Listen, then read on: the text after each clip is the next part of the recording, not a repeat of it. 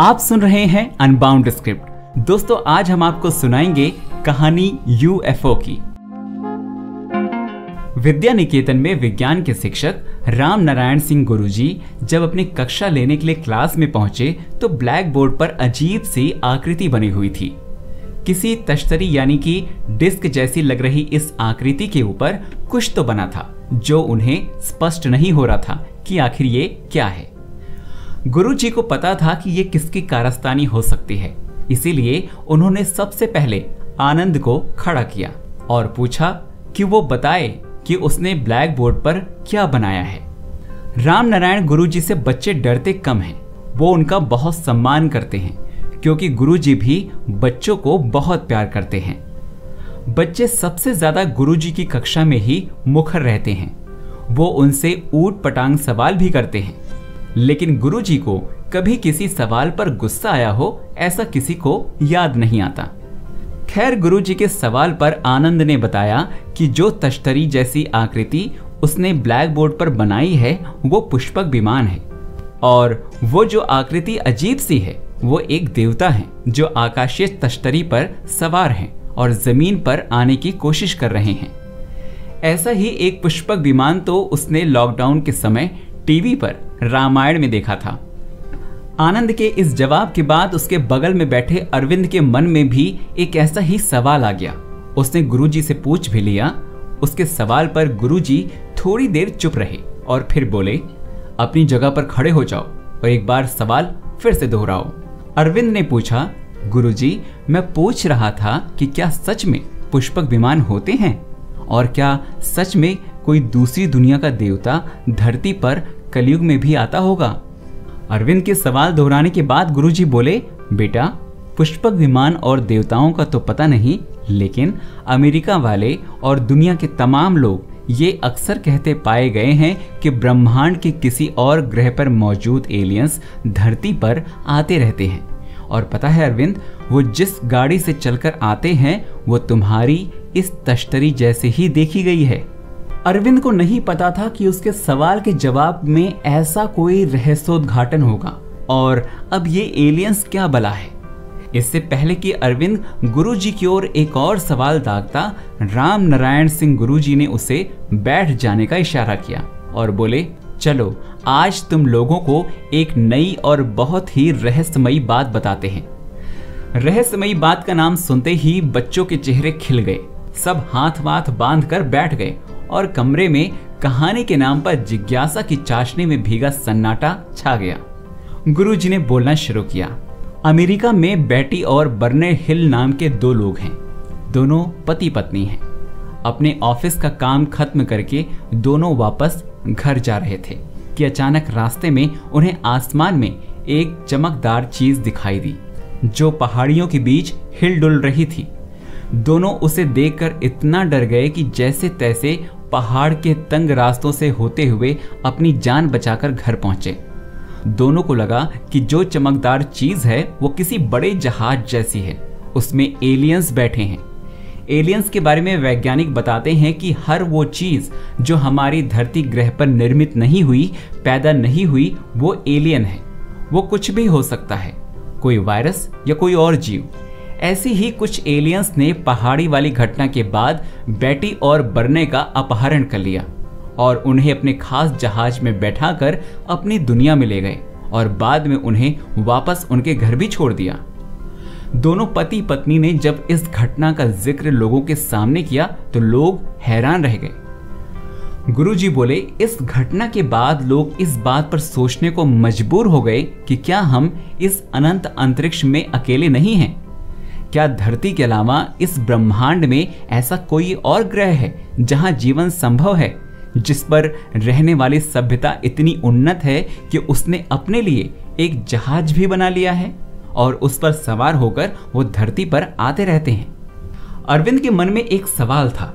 वो उठकर अपनी जगह पर खड़ा हो गया और पूछा, गुरुजी क्या बेटी और बर्ने ने सच बोला था? क्या सच में दोनों को एलियंस उठाकर ले गए थे? गुरुजी बोले, इस पर संदेह है अरविंद कि बेटी और बर्ने सच बोल रहे हैं या नहीं, लेकिन यह सच है किसके बाद से बहुत से लोगों ने एलियंस और खासकर जहाज, जिसे यूएफओ कहा जाने लगा, देखने का दावा किया था। अब तुम लोग सोच रहे होगे कि यूएफओ क्या चीज है। सारे बच्चे एक स्वर में बोले, जी गुरुजी। गुरुजी बोले, अच्छा सुनो, बात जून 1947 की है। हमारा देश आजादी के बाद अपने सुंदर भाग्य के सपने देख रहा था। ठीक इसी वक्त अमेरिका के एक पायलट केनेथ अर्नाल्ड को वाशिंगटन में अजीबोगरीब 9 आकृतियां हवा में उड़ती दिखाई पड़ी।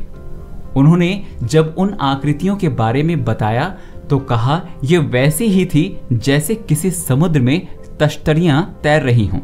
उनका इतना ही कहना था कि अगले दिन लोगों के बीच आसमान में उड़ने वाली तश्तरियों यानी कि उड़न तश्तरियों की चर्चा जंगल में आग की तरह फैल गई।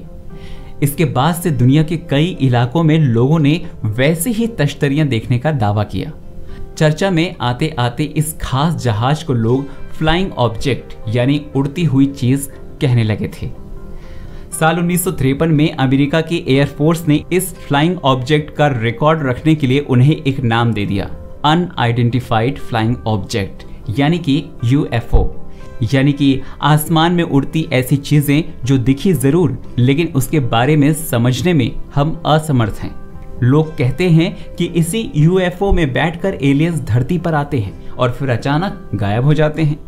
गुरुजी की बात को तल्लीनता से सुन रहे मदन ने अचानक से सवाल कर दिया, गुरुजी क्या सच में यूएफओ में बैठकर एलियंस आते हैं? नहीं, कम से कम वैज्ञानिक लोग ऐसा नहीं मानते, गुरुजी ने जवाब दिया। वैज्ञानिकों का कहना है कि इसकी पूरी संभावना है कि हमारी धरती के अलावा ब्रह्मांड में ऐसे हजारों लाखों ग्रह हैं जहां जीवन हो सकता है, जहां एलियंस हो सकते हैं, लेकिन अभी एलियंस का धरती तक पहुंच पाना थोड़ा कम तार्किक लगता है। वो कैसे? आनंद ने पूछा। गुरुजी बोले, वो ऐसे आनंद कि हमारी धरती के जो सबसे नजदीक तारा है उसका नाम प्रॉक्सिमा सेंचुरी है। अगर हम वहां पर जाने की सोचें तो वहां सिर्फ पहुंचने में 19,000 साल लगेंगे, मतलब वहां से वापस आने का मिलाकर 38,000 साल का समय लगेगा। ऐसे में अगर हम मान लें कि एलियंस होते हैं और अगर ये भी मान लें कि वो हमारी धरती के सबसे नजदीकी तारे जितनी दूरी पर हम किसी ग्रह पर रहते हैं तो उन्हें पृथ्वी पर आने में लगभग 19,000 साल लग जाएंगे और जब यहाँ से वो वापस अपने ग्रह पर लौटेंगे तो ये प्रक्रिया तकरीबन 38,000 साल का समय लगाएगी।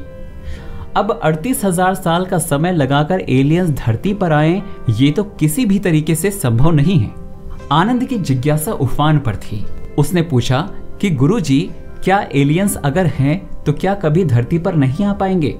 गुरुजी बोले, वैज्ञानिकों का ऐसा मानना है कि अगर कोई यान प्रकाश की चाल से चले तो शायद वो कम से कम समय में पृथ्वी की यात्रा कर सकता है, लेकिन ये भी संभव नहीं है कि कोई यान प्रकाश की गति से दौड़े।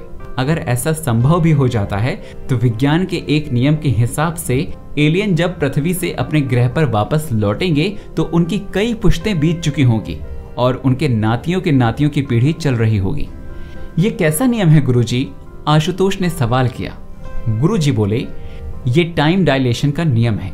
इसके मुताबिक अगर कोई एलियन यूएफओ पर बैठकर प्रकाश की गति से पृथ्वी पर आएगा और यहाँ से वापस अपने ग्रह पर लौटेगा तो उसके लिए ये सिर्फ कुछ महीनों की बात होगी, जबकि उसके ग्रह पर कई सदियां बीत चुकी होंगी।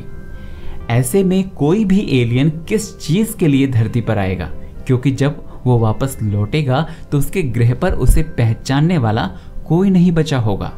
तो इसका मतलब ये है कि ना तो यूएफओ होते हैं और ना ही एलियंस, आनंद ने निष्कर्ष देने के अंदाज में कहा। गुरुजी उसकी ओर मुखातिब होते हुए बोले, ऐसा भी कह सकते हैं आनंद, क्योंकि एलियंस और यूएफओ के बारे में प्रमाणिक सबूत अभी तक नहीं मिले हैं। हर साल अमेरिका में तकरीबन 500 ऐसे मामले आते हैं जिसमें यूएफओ को देखने का दावा किया जाता है, लेकिन किसी के पास स्पष्ट प्रमाण नहीं है।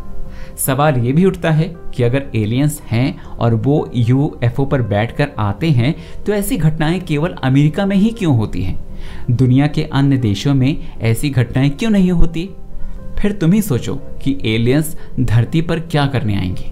अगर उनके आने का मकसद धरती के लोगों से संपर्क साधना और तकनीकी का आदान प्रदान करना है तो वो इंसानों को दूर दूर से देखकर ही क्यों चले जाते हैं? तो आखिर अमेरिकी पायलट ने क्या देखा था गुरुजी? इस पर महिमा ने सवाल किया। गुरुजी बोले, महिमा, ये जिस दौर की बात है उस समय में दुनिया में शीत युद्ध का माहौल था। बहुत से देश चोरी छिपे मिसाइल और बम वर्षक हथियार बनाने में लगे थे। 2 जुलाई 1947 की बात है जब अमेरिका में एक यूएफओ जैसी चीज का मलबा मिला था। कहा जाता है कि ये मलबा अमेरिकी एयरफोर्स के किसी प्रोजेक्ट का हिस्सा था जिसके तहत दुश्मन देश के एटॉमिक बम को डिटेक्ट किया जाता था। इसमें ट्रांजिस्टर और बैलून लगे थे। किसी वजह से ये क्रैश हो गया था। इस घटना को रूजवेल्ट क्रैश कहा जाता है। हालांकि ये मामला सीक्रेट था जिसकी वजह से इसके बारे में कभी खुलकर कुछ नहीं कहा गया। गुरुजी ने बताया कि कुछ लोग ऐसा भी मानते हैं कि रूजवेल्ट क्रैश के दौरान सच में एलियंस का स्पेस क्राफ्ट दुर्घटनाग्रस्त हुआ था और इसमें से एक एलियन का शव भी मिला था जिस पर अमेरिकी वैज्ञानिक रिसर्च कर रहे हैं। ये घटना 2 जुलाई 1947 को हुई थी। इसीलिए साल 2001 से हर साल इस दिन को यूएफओ डे यानी यूएफओ दिवस के रूप में मनाया जाता है। इसका मकसद है कि लोग एलियंस के अस्तित्व के बारे में और यूएफओ की सच्चाई को लेकर इस दिन बहस करें और सार्वजनिक तौर पर इन विषयों पर रिसर्च को बढ़ावा मिले। गुरुजी बोल ही रहे थे कि घंटी की टनटना से उनका ध्यान भंग हुआ। स्कूल की छुट्टी हो गई थी। इसके बाद राम नारायण सिंह बच्चों से इस बारे में और बातें बताने का आश्वासन देते हुए क्लास से बाहर निकल आए।